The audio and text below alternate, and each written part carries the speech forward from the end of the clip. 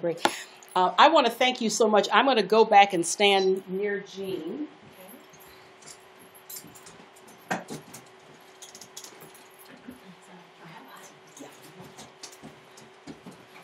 Okay, so you can see me now. Yep. Great.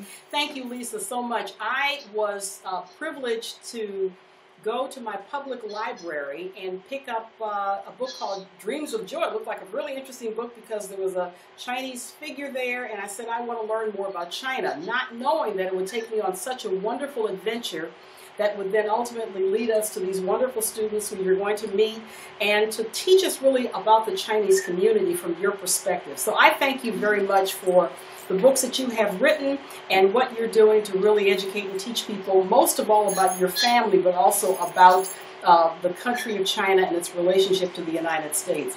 I'd like for Jean Penna, who is the administrator here at Personal Touch Healthcare, to tell you more about these students and this program and why we're doing this. Hi, Lisa. Thank you for coming in as a guest speaker here. What you see here are a group of women that are very vested in the community. They're nurses, they're home health aides, they're administrators, they're case managers. They're all vested in the care of individuals that are frail and mentally ill, physically ill, medically challenged, all in all different facets. And this course that Carole is teaching is just one more avenue that we're trying to bring as many different ways of thinking about different situations that they arrive in, so that they have that much more that they can give back to the community. And by you coming in and talking about an Asian community gives us that much more information for us to carry forward and help us care for the community. So thank you very much. Well, thank you for inviting me, and I hope I can be helpful to all of you. Very much so. I'm going to have each one of the students quickly to introduce themselves. I know some you can't see, and you can see our wonderful trio of three who are in front of you. But we'll start over with Christy, who you can't see, and she'll tell you a little bit about who she is. Hi, I'm Christy Verismo. I'm an options coordinator at Coastline. And I work with a few different programs, and we service the elderly population, disabled, mental illness, substance abuse, and we kind of just give them options about different programs in the community that would best fit their need, help them to return to the community from nursing facilities. So it can get pretty challenging, and then when we come across some cultural differences, sometimes it's hard to get through it. Because we don't understand it. So this has definitely helped, and any information we can get our hands on just diversity in general is just excellent and so useful. Right. Thank you. I'm going to write some things down as you talk. My name is Cindy Cobb. I'm also at Coastline. I've been there for 28 years. My job is information and referral specialist. So when families or elders are looking for services, I would be the first one they would speak with, and then I would refer them to the appropriate agency or service that would help them. My name is Raina Rose. I'm actually exactly what Christy is, the first speaker, so I won't repeat that. But this training course has definitely been extremely valuable and eye-opening. Okay, I'm Kathy Sullivan. I'm one of the RNs from Personal Touch Home Care, and I'm kind of like a jack of all trades when I go out and meet the patients, from blood pressures to medical management to doing medications, dressings. We make a lot of referrals to Coastline so we can get help for the patients. And I've been in nursing for 46 years, so I just kind of do a whole lot of stuff. That's a long time. It is. Never done anything else. She was in diapers when she started. Thank you, Jean. And I'll be doing it with my walker with a basket. You're going to sit with your basket. I'm going to have my basket, my laptop, and my pen change. I'll be all set. My name's Karen Barrows, and I'm a home health aide for Personal Touch. I've been here 14 or 15 years, a long time. And I go to clients' houses every day and help them with personal care, daily living tasks, you name it, we do it, basically. And this class has been very helpful. Mm-hmm. Sharon? Hi, I'm Sharon Parento, and and I'm the same thing as the one before me. And I've been at Personal Touch for 8 months, and I've been a CNA for 3 years. And one more we have. Desiree. Hi, I'm Desiree Hernandez. I'm also a home health aide. I've been doing this also about 8 months as well. And that's about it. Thank you. We've covered a wide range of topics, all under the umbrella of cultural competency.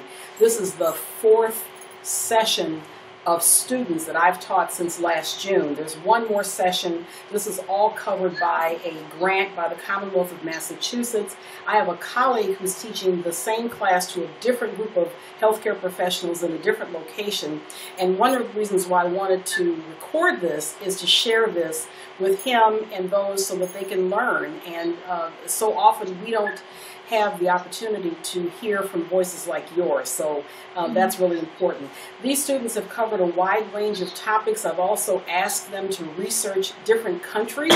So today, Karen, who was in that wonderful black and white gray outfit that you mentioned, talked about Jamaica, Pakistan, Bulgaria, and Russia. So she delivered a presentation on those countries. We've covered about 37 different countries with the students.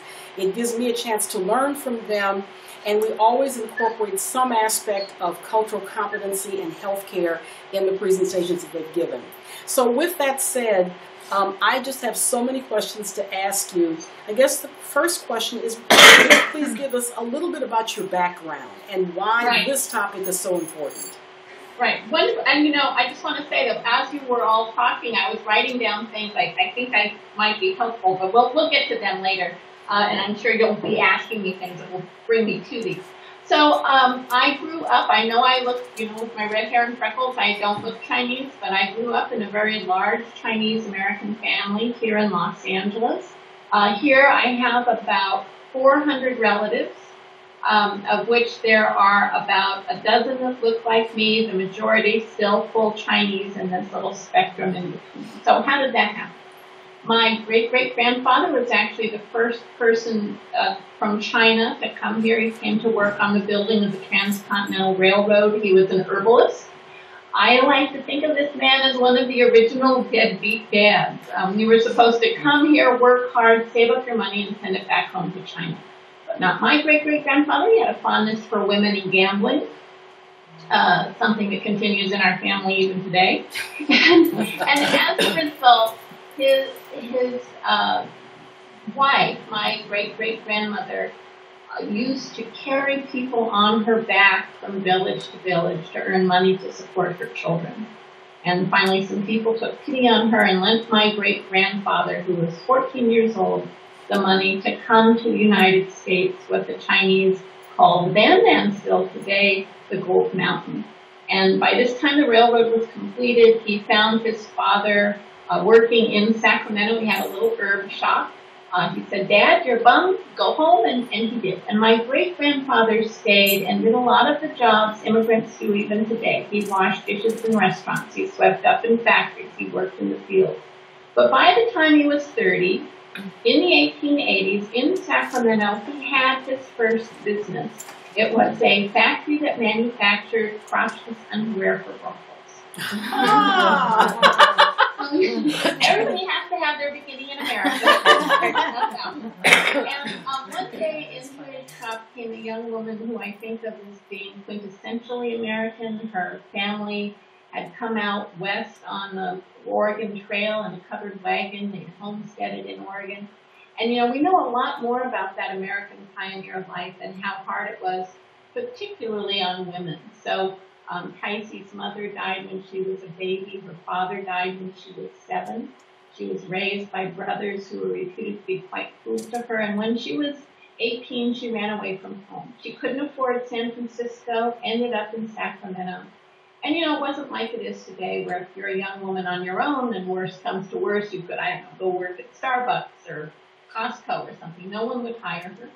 And she ended up in Chinatown and begging my great-grandfather for a job. And he hired her to sell, you know, what we called in our family fancy underwear for fancy ladies. And one thing led to another, and they decided to get married. But I use that term very loosely because in California, it was against the law for Chinese and Caucasians, Chinese down to a quarter, to marry in this state until 1948. There were miscegenation laws that targeted the Chinese in 28 states. The last of those laws wasn't overturned until 1967. And so for these two people to get married, what they did was they went to a lawyer who drew up a contract between two people as though they were forming a partnership. My grandparents went to Mexico to get married, and my own parents were only the second couple to be legally married here in the United States. Anyway, that gets you sort of and so I grew up in this very large Chinese-American family. I don't know, maybe some of the people that you've had talked to have said something similar, but you know, how is it we identify ourselves? We identify ourselves by the people we see around us. You know, they're our mirror. They're the ones who tell us who we are. And so when I was growing up and I looked around me, I lived with my mother, but I spent a lot of time with my father's side of the family. My mother's side, truly under 10 people for her whole family, and my father's side, as I said, about 400 in Los Angeles. So when I looked around, what I saw were Chinese faces, what I experienced was Chinese culture, traditions, food, everything. And so that's why I write the kinds of books that I do, and why I have really spent so much of certainly my professional life, trying to understand Chinese culture really for myself. Like, why do I do the things that I do? And how is that different than how other people in this country, you know, look at funerals or health or weddings or babies and, you know, sons and daughters and things like that. Two questions I wanted to ask you. I know that this my wonderful students have their own questions. Is C your father's name? So yes, it is. Actually I'm a Fong. So my great-grandfather was Fong C. And C is the number 4. He was the 4th brother. So in Cantonese, it's Yet Yi Sam Se, number 4. And you know, if you've ever watched a Charlie Chan movie, you know, they always have number 1 son, number 2 son. Actually, that's a very common way of referring to your children, especially in the past, because people had a lot of kids. There wasn't any birth control, right? But not a lot of them reached age 7. So this was sort of a way where you would just say number 1, number 2, number 3. And I still have uncles, you know, aunts and uncles in the generation, let's see, they'd be the generation above my father. Mm-hmm. So I guess my grandfather's generation, where they still, you know, there aren't many of them left, but they still refer to each other as number 4, number 5, number 7. Even though they have their Chinese name and they have their American name, they're really known more still by their number. Ah, and so Fong is anyway, the family Fong's name. Our family name. Got it. And all of my great-grandfather had 4 wives. Only one was Caucasian. He always had at least 2 at a time. And just our one line ended up as C. And there are a lot of explanations for that. One is, you know, that when he came here and the immigration people said, "Where are you from?" And he said, "I'm from across the sea." I don't believe that. You know, another is he said, "My name is Fong Si," and then they made his, you know, since the last name in Chinese tradition goes first, that's how we ended up at Si. I don't believe that either, because think of all of the immigrants who came through. That would mean that every Chinese immigrant pre-1943 would have had their given name as their family name, and that's not the case. And then the other is that my great-grandmother, you know, had thought, let's go with C because that sounds less Chinese. Mm-hmm. And, you know, there was so much discrimination then. I didn't mention this earlier, but there was a law, a federal law, in the Chinese Exclusion Act of 1882, which had barred the immigration of all Chinese immigrants to the United States. It was this one federal law from which all the other laws came down. So, you know, the miscegenation laws, the land law here in California, you couldn't own property if you were a quarter Chinese or higher until 1948. The laws, it said, particularly in the West, you know, that you couldn't go to school with white children. Laws that, you know, if you were white and you owned a laundry, you paid, let's say, $1 in tax, but if you were Chinese and you owned a laundry, you paid $10 in tax. So all of these laws, and lastly, that you couldn't become a naturalized citizen. So that also was until 1943. So all of those laws were in place. Some of them, you know, just so hard for people to live through and live with. And then after the bombing at Pearl Harbor, you know, overnight, we were now allies with China. And this law could no longer stand. So that's why it was overturned in 1943. But even though it was overturned, that didn't mean that things changed overnight. And as I said earlier, you know, the last of those laws don't come off the books until 1967. Mm-hmm. It's interesting because so often we hear and we focus on what I believe is the oldest Chinatown, and that's San Francisco. And we hear less of Chinatown in Los Angeles. And I believe Boston has the third oldest Chinatown, I think, either third or fourth. Because, you know, what's interesting about the Boston area is, of course, you had Salem, which was this big shipping port, right? I mean, it was where all the China comes in, all the tea comes in, and because of that, and then one other factor, that Yale is not right close by, but it's relatively close by. So actually some of the earliest Chinese immigrants went to Yale, and they were very, very well educated, missionary, mm-hmm. So, you know, missionary educated, mission educated. Right. And then, but also because of the China trade, there was a very different view of China and Chinese, because there in that area, they saw it as rather sophisticated, you know, that the people were collecting and wanting to have China, you know, cups and right. teapots and things like that, as well as tea and all of these different products that came from China, these artistic things. And that really had a huge influence on why the discrimination and the law, you know, all of those terrible laws, none of them were on the East Coast. They were all on the west, you know, west of the Mississippi. Interesting. And so if you were to look at, compare and contrast a San Francisco Chinatown from a Los Angeles Chinatown, other than them being settled probably at different time periods, what's a major distinctive factor that makes them different?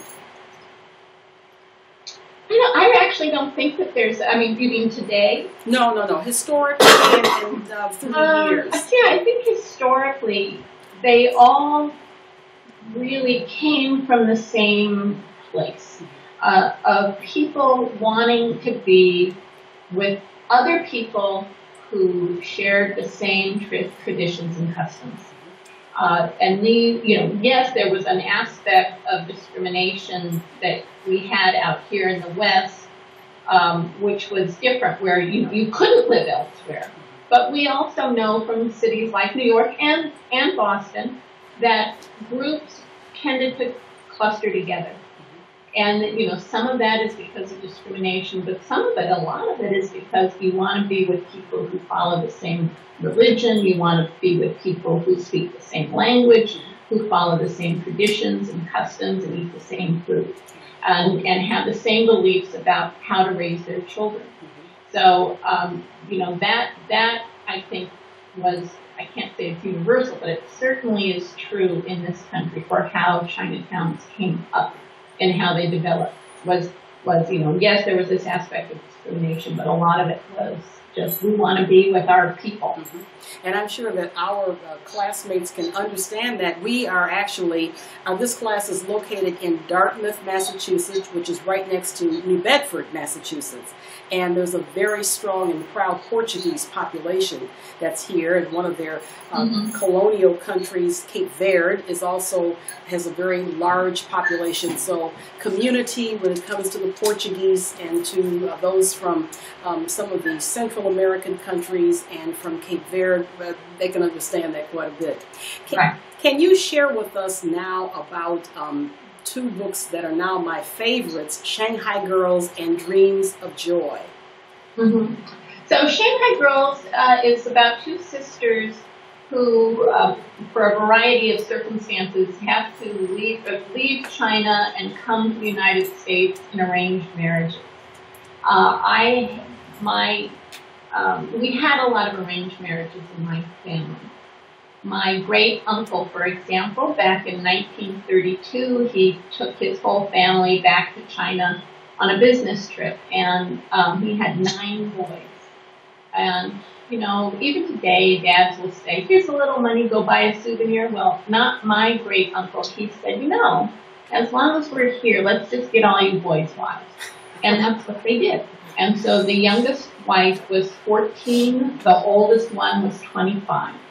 And these young women who in China had servants, once they came here, they really lived like servants. And you may have experienced this a little bit, especially with the older generation, this reluctance for older women to go out. There were so few Chinese women here. Even when my father was growing, you know, when my father was of marriageable age, here in Los Angeles, there was only 1 Chinese woman for every 10 Chinese men. Earlier, it was like, it tended to be around, you know, from the end of the gold rush all the way up to the 1950s. It was slow, but it was 1 woman for every 20 men. So those women who were here, there was already this kind of cultural tradition of not letting women out, you know, that you were supposed to stay inside, embroider, cook, take care of your children. But that became even more exaggerated here because you didn't want your wife to be kidnapped. You didn't want her to have her be, you know, swept up and taken off into prostitution.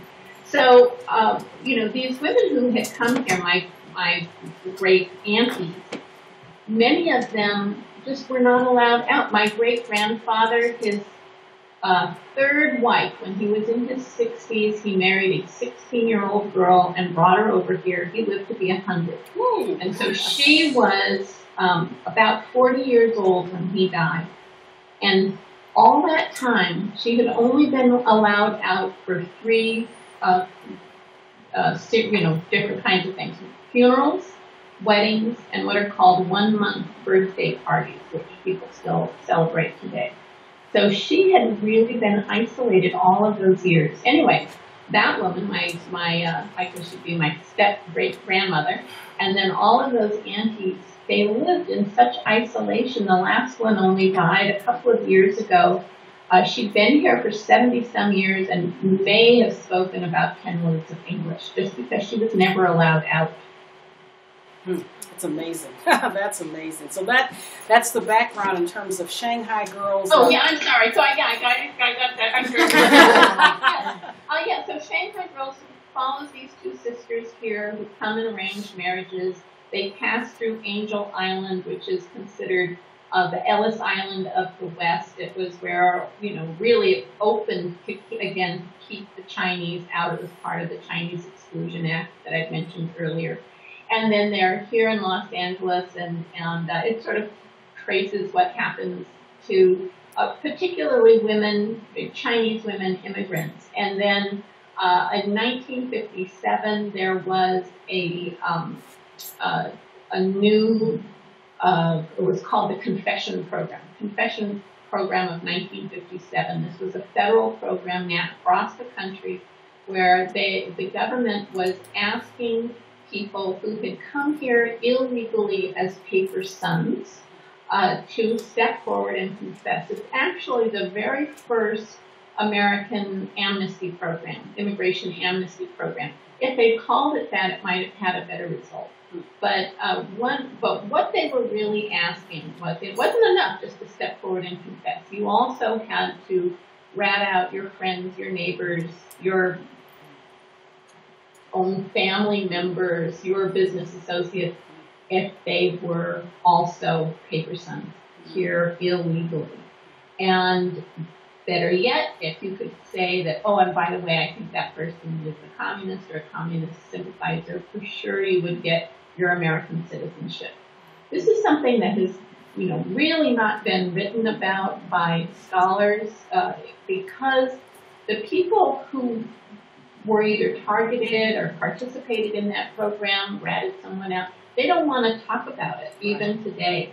There was one man I interviewed in his 80s, a retired doctor, and, I got him to tell me his story, which turned out not to be very dramatic. He and his brother stepped forward, they confessed, they got their citizenship. But at the end, he said to me, I've never told my children, I've never told my grandchildren what I just told you, because we aren't dead yet, so we aren't safe yet.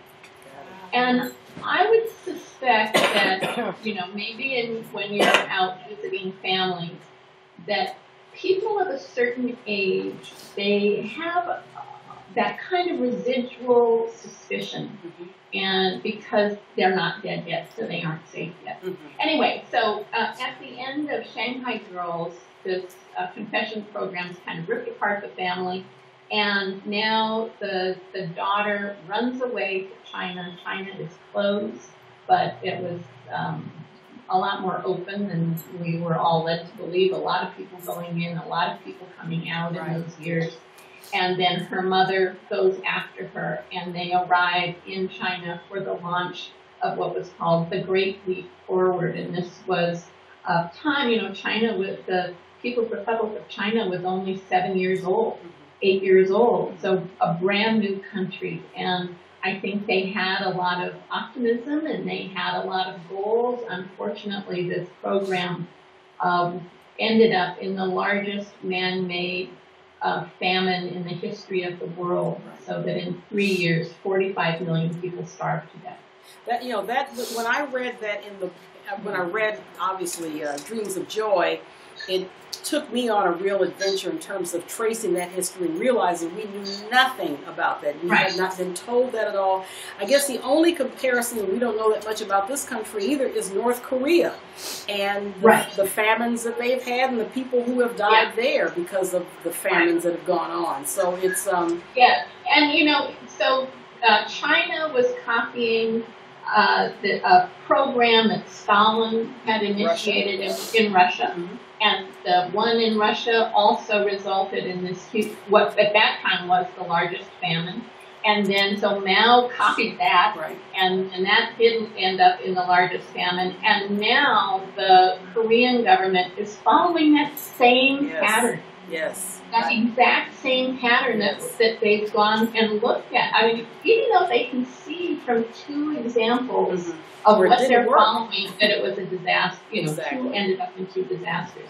But you're exactly right that the famine, the sort of ongoing famine in North Korea, comes just as a direct descendant. Was inspired by, Stalin and Mao. I have one more question, and then I'm going to ask the students to ask their questions. And I'm looking at Christy, who you can't see.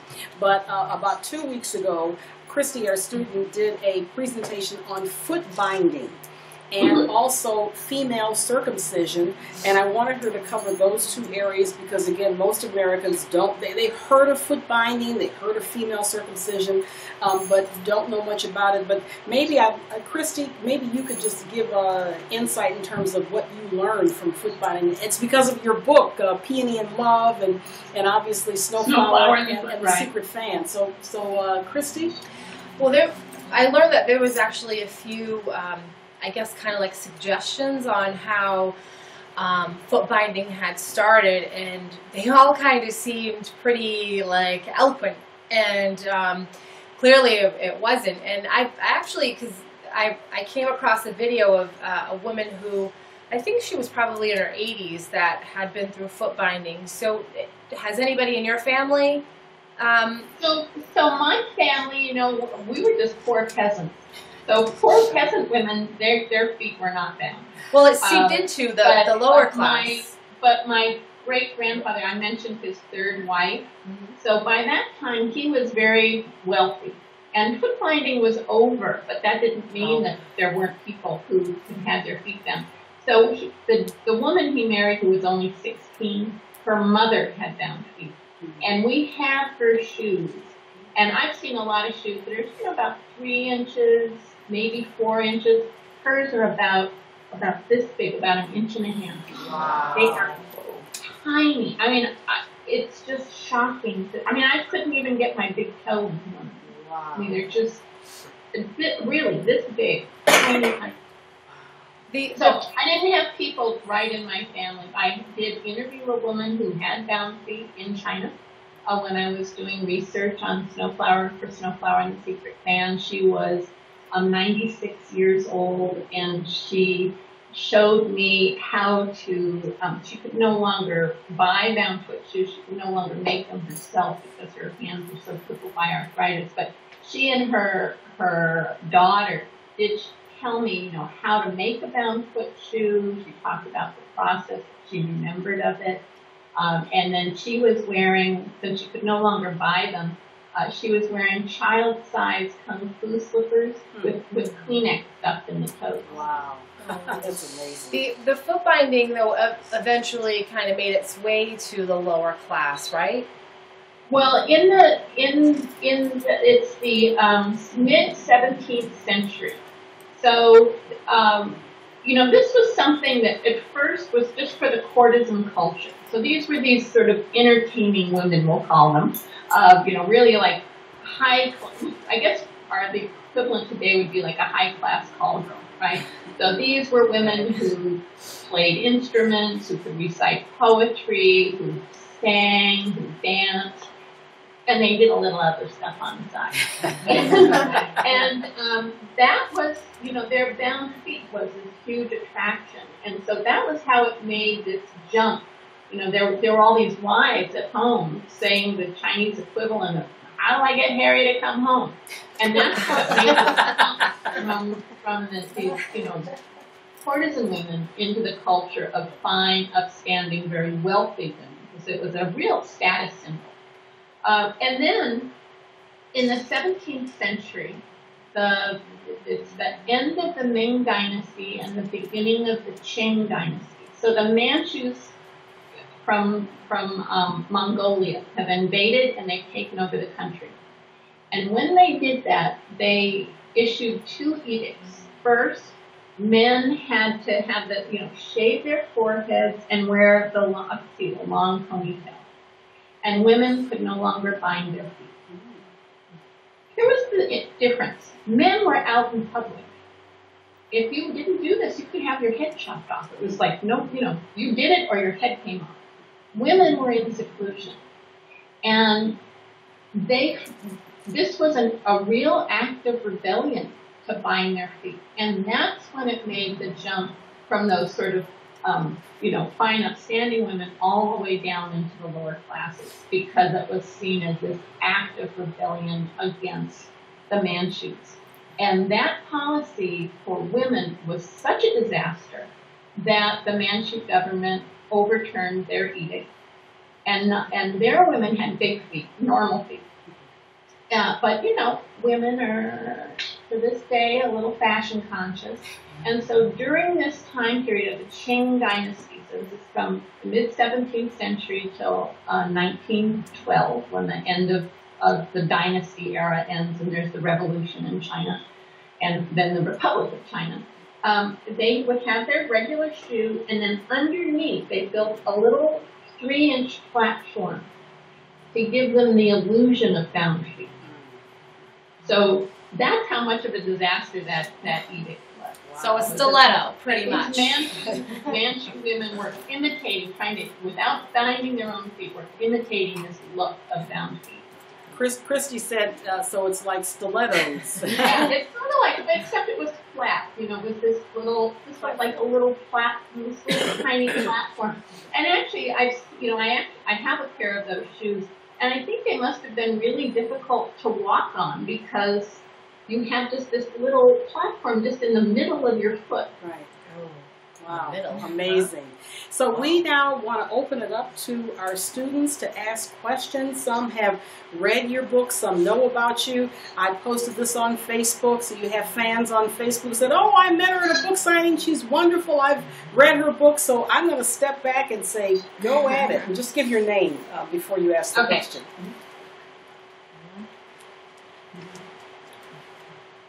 Well, now, don't all talk. I know.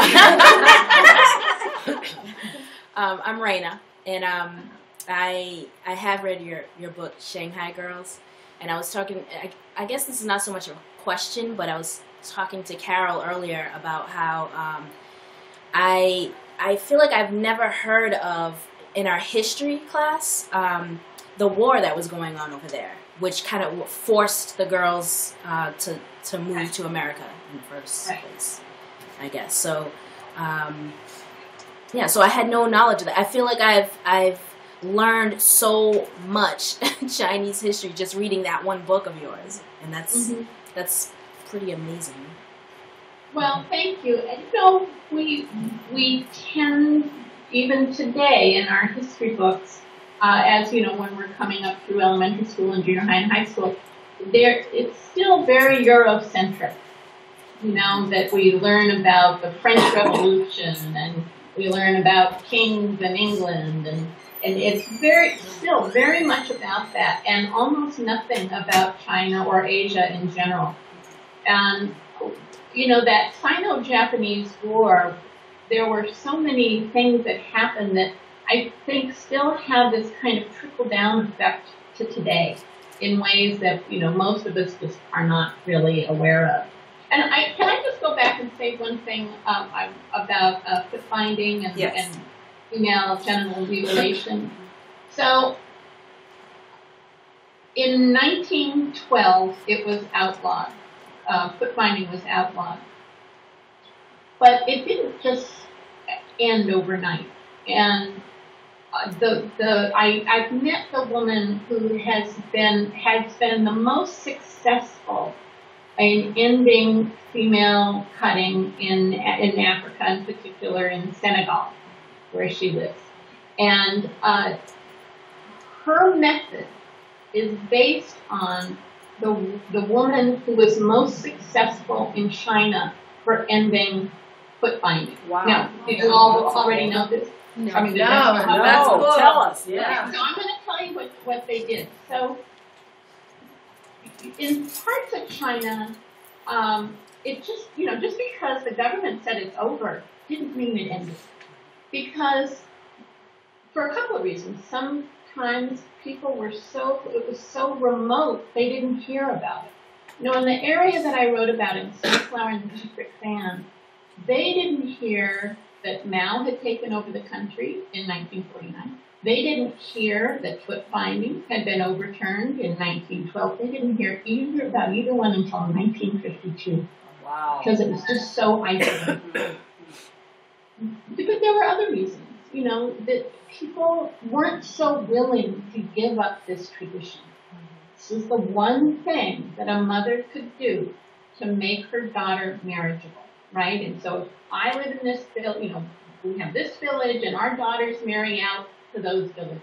You know, let's say it's a little group of villages. And you're not marrying inside your village, you marry out to another village. But why would they, you couldn't in your own village say, okay, we're going to stop, because what if nobody would take those girls into marriage? And then those villages wouldn't stop it either, because how could they marry out their daughters? And I always use this example. Suppose tonight we turned on the news and the president came on and he said, from now on, we're no longer going to celebrate Thanksgiving. And I think, across the country there'd be this kind of momentary sigh of relief from women, like, oh, thank God, I don't have to make that news ever again. But then people would say, well, now wait a minute. This is a uniquely American holiday. This is when our whole family gets together. This is when we make these very special foods. And, oh, by the way, my pumpkin pie is better than your pumpkin pie. So we have this very, maybe your family plays touch football in the backyard. Maybe somebody else's family watches football. And maybe in my family, you can just count on Uncle Bob to drink too much and pass out in the mashed potatoes. So we all have these traditions that are part national, but also some very unique to our own families. And we might not be so willing to give that up overnight. Okay, suppose the president came on TV tonight and he said, from now on, women can no longer pierce their ears. Well, again, I think you're going to have some people who would say, whatever the president says, I'll do. Some people would say, whatever this president says, forget it, never. And then there'd be the people who say, forget the whole red state, blue state thing. I like my pierced ears. I like them. So here's the thing. In China, they used to have these, it's like the Chinese equivalent of a beauty contest in villages, in towns, in big cities. And all the women would get behind a curtain. All you could see was just their bottom 3 inches, just the feet. And the judges would walk up and down, and finally they would say, here is the most beautiful woman in our village, or town, or city. And the curtain would come down, it might be a woman in her 70s, 80s, 90s. Because here's the thing, bound feet never changed. They didn't gain weight, they didn't get wrinkles, they didn't have any part that sagged. As a woman and now a grandmother myself, I'd be very happy if I could say there was just one part that stayed the same.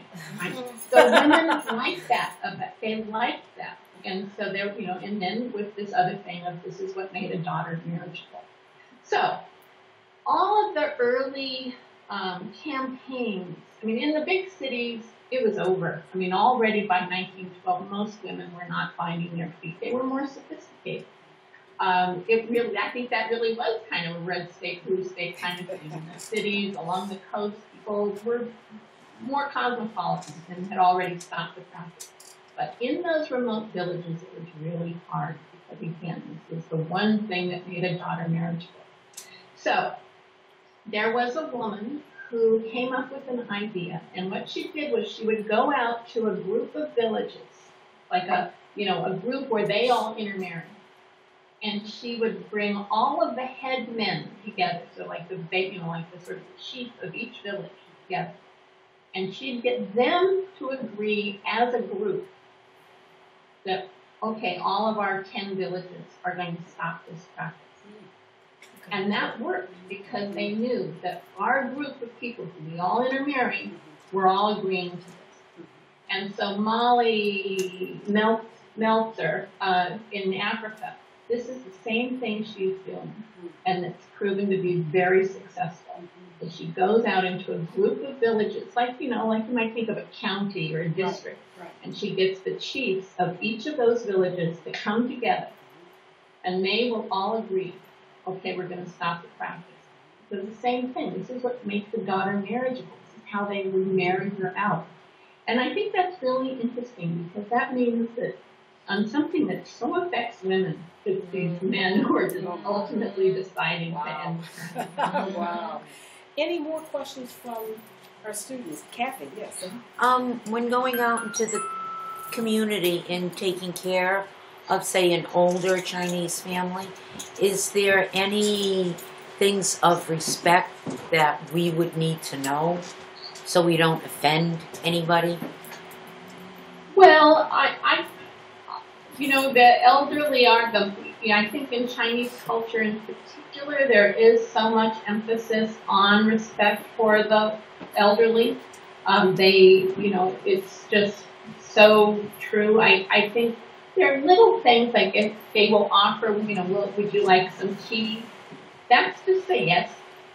You know, I mean, I think that there are things that that is such a cultural thing. Would you like some tea? Or they'll say, do you drink tea? That's the exact literal translation. Do you drink tea? And you say yes. I actually think what can sometimes be more complex and complicated is where did people come from originally? Did they come from Hong Kong? Did they come from mainland China? Did they come from Taiwan? Have they been in this country for 50, 100, 150 years? So each of those, you know, they're all still Chinese, but their cultural backgrounds are so different, and, you know, different kinds of traditions, because each of those places, it's not a static culture, right? Culture changes and evolves. So culture changed and evolved in mainland China. It evolved differently in Hong Kong. It certainly evolved differently in Taiwan. And then for people who've been here for a long time, they may look Chinese but have almost no connection to their Chinese background because they, you know, so they were born here in 1930 or 1940. Why would they have much of a connection? So I think that's one of the things, is that you can't necessarily put one kind of label on people, and then just even to be sensitive to what their actual background is. Okay. And I do have one more question. I had to do my little research thing on widows and how they're treated in different countries. How are widows treated in China? Well, historically, this is terrible. So in China, historically, this isn't necessarily so today, but if you became a widow, so much depended on if you had a son who was old enough to take care of you. If you didn't have a son who was old enough to take care of you and volunteered to take care of you, your in-laws could sell you into another marriage. They could sell you to become a prostitute or a courtesan. They could throw you out in the street. Your own family wouldn't take you back. If your in-laws decided to get rid of you, they could keep your children. It was really bad, because a widow had absolutely no rights whatsoever. I think nowadays, you know, it is different, and that there obviously is a sense of you have to help take care of this person, and I do think that that's a place where the culture, the sort of older Chinese culture, the 5,000 years of culture that Chinese have grown up with, still will have some respect for the elderly, and hopefully will, you know, take care of their widowed mother or grandmother. I don't know. Is that your experience? You mean with the other countries that I've looked up? Oh, no, just with like patients you visit. No, the widows mostly are taken care of by family. I think they're taken, or at least, you know, maybe they don't go and live with their sons or grandchildren, but I think there is some kind of, you know, at least they make sure sure mom's all right. Right. I mean, my father went for the last year of my grandmother's life, lived with her. They had a caretaker who he would come up and spend 12 hours, spend the night, and then the Winnie came during the day, and they did that for a year. And my father, you know, I don't think that there was any question for him that he would do that. So he was really kind of apart from his wife for a full year. Any more questions, students? I have one more question that sort of wraps this up. you have in your books and your literature taken us back to the 1600s with Snowflower and the Secret Fan and Peony and Love, all the way up to what is now communist China. How, two things, is the importance of a male child still dominant in the various Chinese communities around the world? And yes, and I'm going to tell you why. Okay. Because I know we're sort of running out of time here. So here's why this is so important. If you think of every Chinese festival or tradition, so Chinese New Year, weddings, 1 month birthday parties, funerals, the Autumn Moon Festival, all of the festivals that go throughout the year, all of them have as the main component making offerings to your ancestors. And so their view of what happens to you after death is very different than most religions. It's like a parallel world. And when you go into the afterlife, you have the same needs, wants, and desires that you have here. That means you have to have food, you need to have clothes, you need to have a place to live. These days, you might want to have an iPod, a fun car, a flat screen TV. And so, you know, if you're in China in the days leading up to Chinese New Year, you'll see people on their motorcycle with a big flat screen TV made out of cardboard and tissue paper. All of these things that are made and then they're burned so that they can travel to the afterworld to take care of your ancestors. And in return, they're going to look after you. They're going to make sure that you've got a good job, that your children, that you and your children are healthy, that there's prosperity, all of these good things. They're kind of looking out for you. Here's the key part. It's the eldest son who makes the offering. He's the one who has the ability to transmit these things to the afterlife. Now, today, not everybody believes that. It's kind of like, think about Christmas. You know, some people see it as the most religious holiday of the year. Some people, they just run up a lot of credit card debt. Some people just want the Christmas tree, and they're not even Christian, So I know a lot of Jewish families who, including my husband's family, they are seriously Jewish, but they like a Christmas tree because it's pretty and it's festive. So, that's a whole range. And, Easter, the same thing. Like for some people, it's such a serious religious holiday. And for other people, it's like, let's go look for jelly beans in the backyard. It has, there's no connection. So, same thing for Chinese.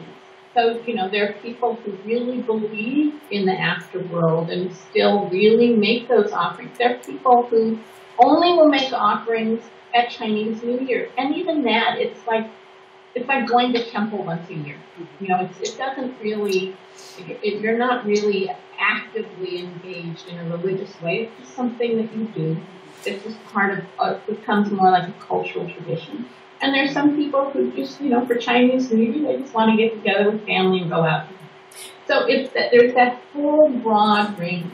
But mainly, again, it's the eldest son who can do this. And that hasn't been suppressed even though communism has been so Mao is very interesting because when he took power, he said, one of his big slogans was, women hold up half the sky. Today there's that Half the Sky Foundation. I don't even think they know where that phrase came from. That came from Mao. But, he meant it. And so if you were a woman, whether you wanted to or not, you had to come out and join the world. You had to, work in the fields, work in factories, go to school to become a doctor or a dentist or an engineer. He really meant it. And so in many ways, China was far beyond the West in terms of equal rights and equal opportunities for women. And way, way, way ahead.